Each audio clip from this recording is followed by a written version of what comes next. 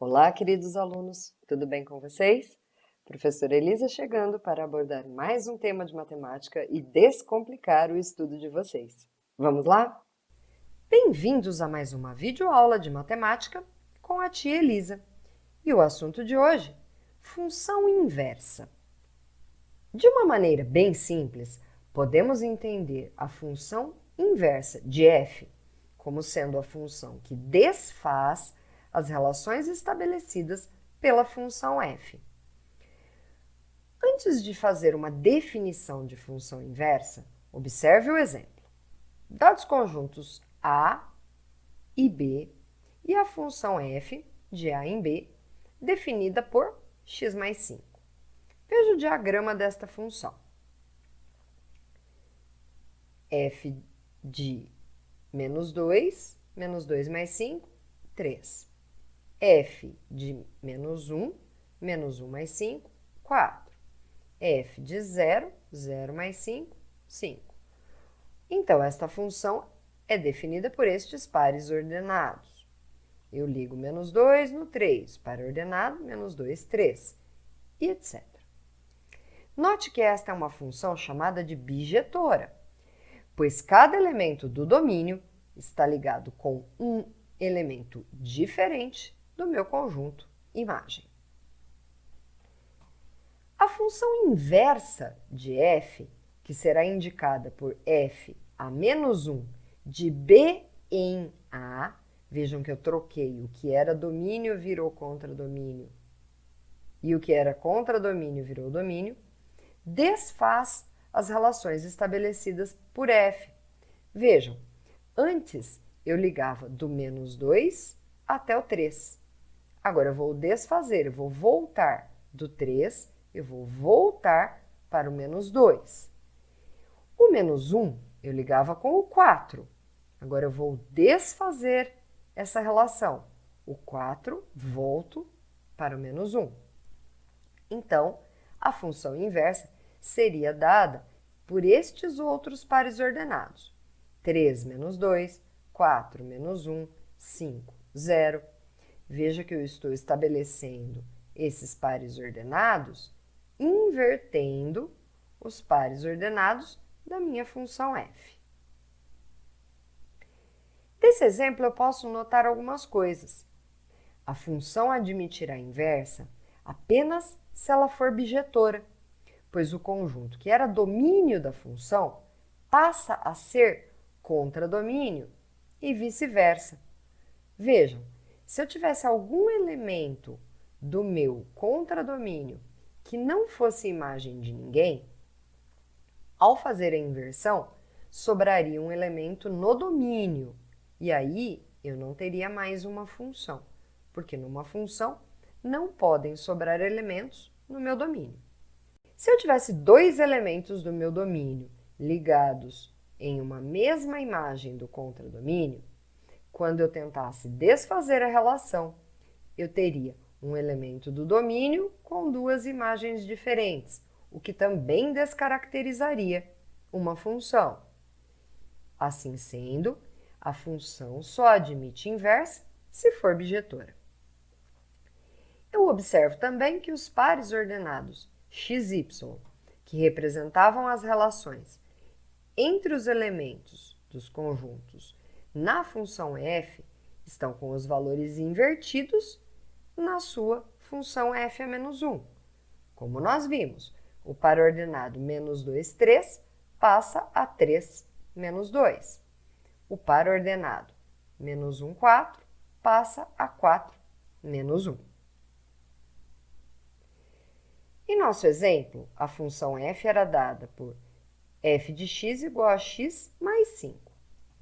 E a sua inversa, que desfazia as relações estabelecidas, seria f a menos 1 de x igual a x menos 5. Compondo as duas funções, ou seja, fazendo a composta f composta com f a menos 1, temos f composta com f a menos 1 de x, eu vou substituir aqui no lugar de f a menos 1 a sua lei, x menos 5. Seria a f de x menos 5. a f de x menos 5. Eu vou substituir x menos 5 no lugar de x da função f. Ficaria com x menos 5 no lugar de x, mais 5. Posso cancelar o 5 positivo com o negativo, que dá x. Ou seja, f de x igual a x, que é a chamada função identidade. Agora, nós podemos definir uma função inversa. Seja uma função f de a em b bijetora, a sua inversa, fa menos 1 de b em a, será aquela em que a f, composta com a fa menos 1, resulta na função identidade. Para obter a sentença matemática que representa a inversa de uma função, basta trocarmos as posições de x e y na função original e depois isolar o y. Observe. Usando a função do nosso exemplo, f de x igual a x mais 5, temos, como f de x é igual a y, é a imagem, eu posso substituir no lugar de f de x, y. Y igual a x mais 5. Trocando as posições de x e y, eu fico com x igual a y mais 5. E isolando y igual a x menos 5. Então, a inversa da f é dada por x menos 5. Vamos analisar o gráfico de uma função inversa. Vejam, aqui eu tenho uma função f dada por 3x menos 3. E aqui eu tenho o gráfico de sua inversa, dado por x sobre 3 mais 1. Observem que esses gráficos eles são simétricos em relação ao gráfico da função identidade, ou seja, em relação à bissetriz dos quadrantes ímpares. Percebam que, se aqui eu colocasse um espelho, essa imagem que está aqui se refletiria exatamente sobre essa outra imagem que está aqui. Então, essas duas funções, elas apresentam uma simetria no gráfico em relação à bissetriz dos quadrantes ímpares. Novamente, eu tenho aqui duas funções, a f igual a 4 menos x² e a sua inversa, que seria a raiz de 4 menos x. E aqui eu tenho a bissetriz dos quadrantes ímpares. Observem que os dois gráficos da função e da sua inversa apresentam simetria em relação à bissetriz dos quadrantes ímpares.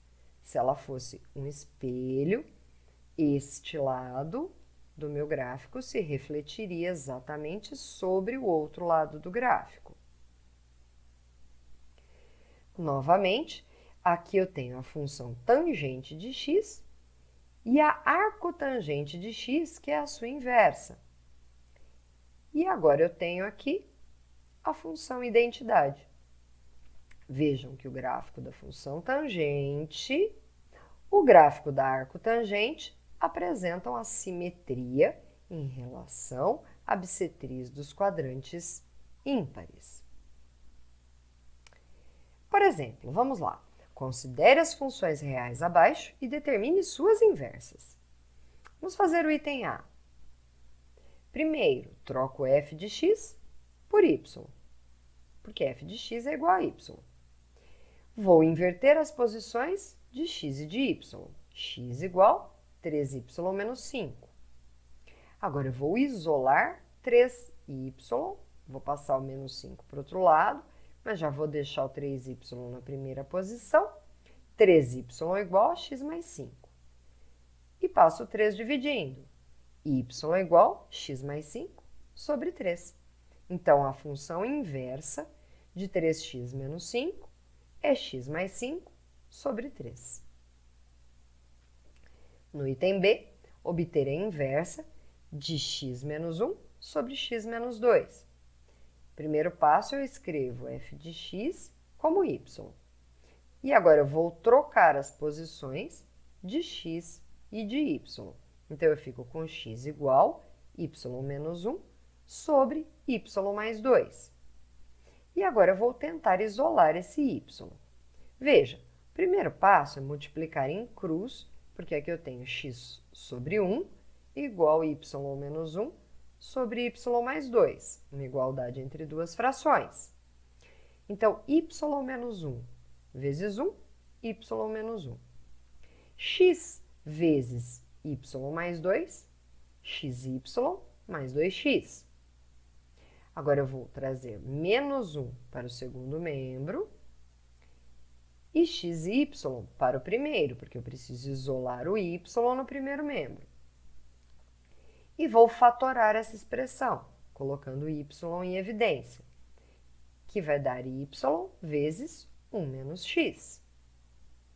Agora, eu vou passar 1 menos x dividindo no segundo membro. Y igual 2x mais 1 sobre 1 menos x, que é a minha função inversa. No item C, a função é dada por raiz cúbica de x mais 4. Primeiro passo, eu troco f de x pela notação de y. E vou trocar de lugar x e y. Agora, nós vamos isolar o y.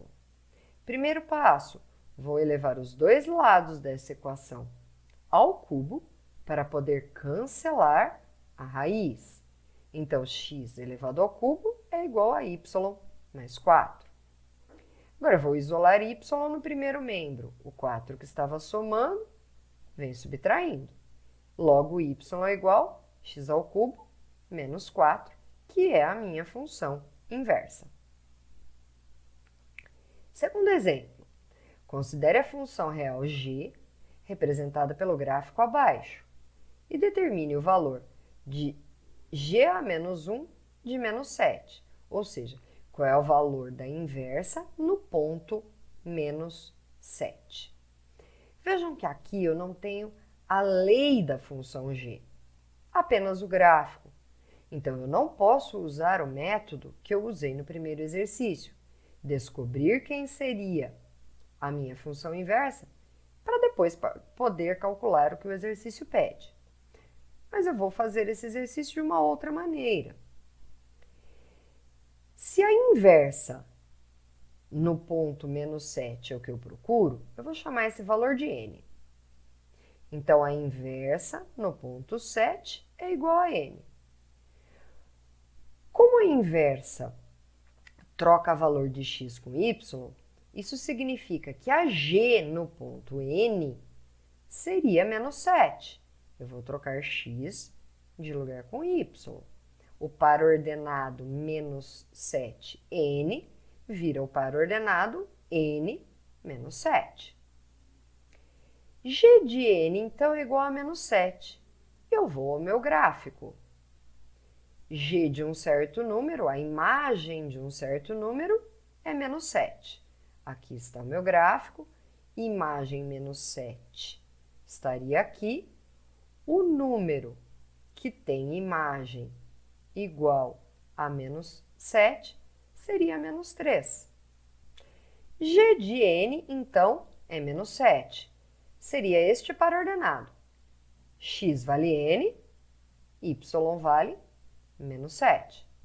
Do meu gráfico, eu posso achar qual é o x que se corresponde com o menos 7. Vejam, menos 7 como imagem, eixo y, é a imagem de quem? Do menos 3. Menos 3 é o número que tem imagem menos 7. Então, eu poderia dizer que g de menos 3 é igual a menos 7. O n é menos 3. Logo, a inversa aplicada no ponto menos 7, eu tenho que inverter o par ordenado. Vai resultar em menos 3. Mais um exemplo. Considere uma função real de R em R, f de x igual a 3x mais 1, e calcule o valor da inversa de f aplicada no ponto 2, mais a inversa de f aplicada no ponto menos 2. Vamos considerar, então, que a inversa no ponto igual a 2 vale A. Então, temos que a minha f no ponto A, o que era y na inversa, eu vou colocar como x na função. F de A é igual, vou aplicar então o que era y no lugar de x, né? 3 vezes x, 3 vezes A, mais 1. Isso é igual ao y. Eu vou pegar o que era x na inversa e na minha função f vai ser meu y. E aqui eu isolo o A. Vou ficar com 2, subtrai 1, 1, divide por 3, 1/3. Então, a minha função inversa no ponto 2, que seria A, é 1/3.